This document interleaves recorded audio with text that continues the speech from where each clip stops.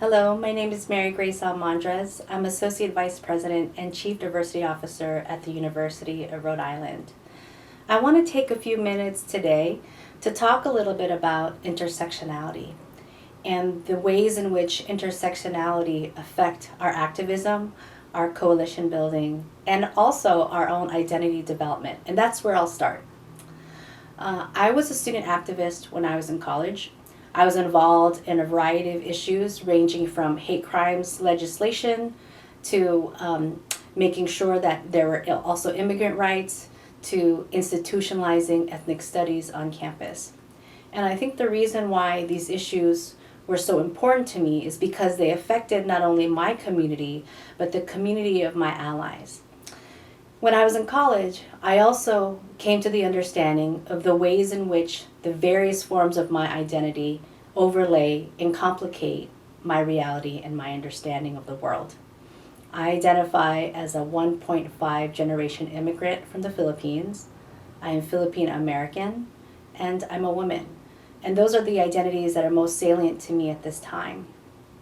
I think about the words of Audre Lorde, and she reminds us that there is no such thing as a single issue struggle because we do not live single issue lives. And I hold that dear to my heart because of the ways in which I understand the world and the ways in which I walk the world as a woman of color. The ways in which I'm looking at the issues that we're plagued with in this country, everything from health disparities to education disparities, particularly now looking at Black Lives Matter, for instance, and who founded the Black Lives Matter movement. I think if we didn't have an intersectional lens, we wouldn't be able as a society to interrogate and complicate our understanding of issues of human rights and ways in which various communities have continued to be dehumanized. As a student activist, I didn't have the language to talk about these issues such as intersectionality or the matrix of domination, as Patricia Hill Collins talks about, and that describes the ways in which various forms of privilege and oppression overlap and complicate our lived experiences.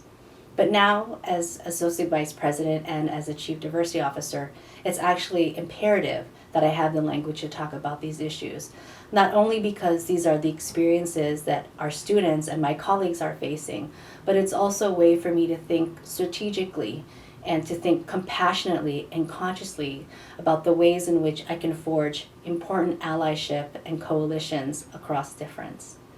So my hope today is that when we think about the ways in which we unpack issues of race, class, sexual orientation, gender, religion, age, disability, whatever the identities may be, that we actually complicate our understanding by talking about it through an intersectional lens. I take, for example, the most recent incident, one of the most recent tragedies, the shootings in Atlanta, that when 6 Asian women were actually killed.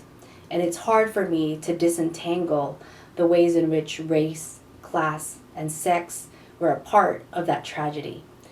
And so as we continue to unpack these issues, as we continue to forge forward with our social justice initiatives, as we continue to think about the ways in which we choose to be activists in and out of the classroom, my invitation and challenge to you is to employ an intersectional lens. And again, as Audre Lorde has reminded us, there is no such thing as a single issue struggle because we do not live single issue lives. Thank you.